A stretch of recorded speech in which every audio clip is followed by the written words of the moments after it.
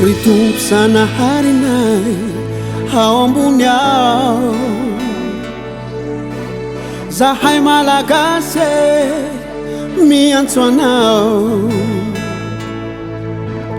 Ny aretina ny olana ny tsy fisiny mila tsozake miangave vonjeo re. Ritompo Zanaharinay ao ambony ao, zahay malagasy miantso anao. Ny aretina ny olana ny tsy fisina mila tsozake miangave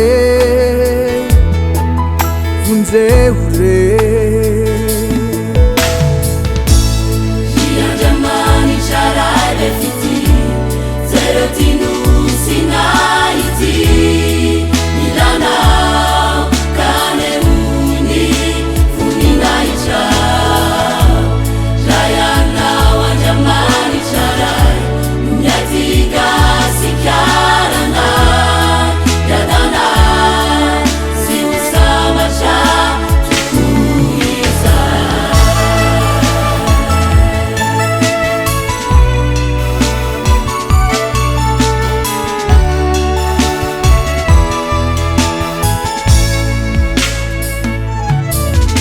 Ritompo Zanaharinay ao ambony ao,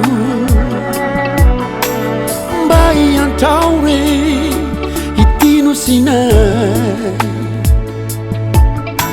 Fitiavana fihavanana firaisan-kina aoka hitoetra ao ambony malagasy rehetra.